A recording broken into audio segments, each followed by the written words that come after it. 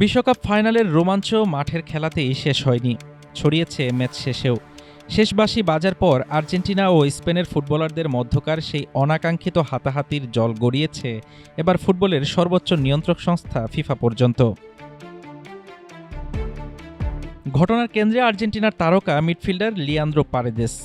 TV ফুটেজে দেখা যায় স্পেনের মিডফিল্ডার এরিক গার্সিয়াকে লাথি ও ধাক্কা দেন তিনি।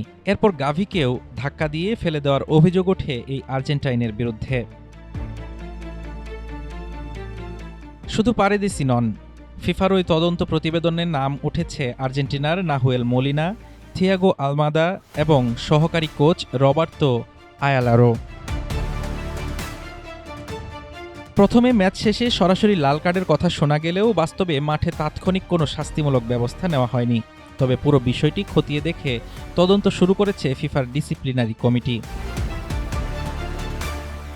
ব্রিটিশ সংবাদ মাধ্যম দ্য মিররের প্রতিবেদন অনুযায়ী ফিফার ডিসিপ্লিনারি কোডের 14 নম্বর অনুচ্ছেদে প্রতি সহিংস আচরণের ন্যূনতম 3 ম্যাচের নিষেধাজ্ঞার বিধান রয়েছে।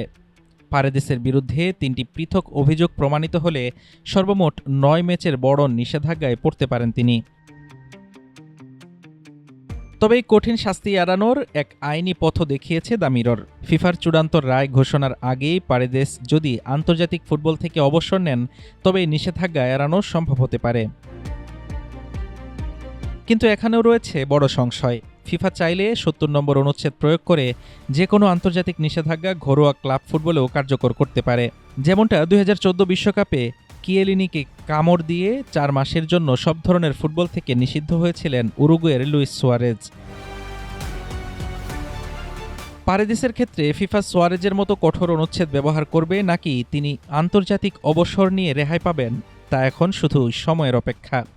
ফুটবল বিশ্ব এখন তাকিয়ে ফিফার ডিসিপ্লিনারি কমিটির চূড়ান্ত সিদ্ধান্তের দিকে। হাফিজুর রহমান তুষার, ঢাকা টুডে।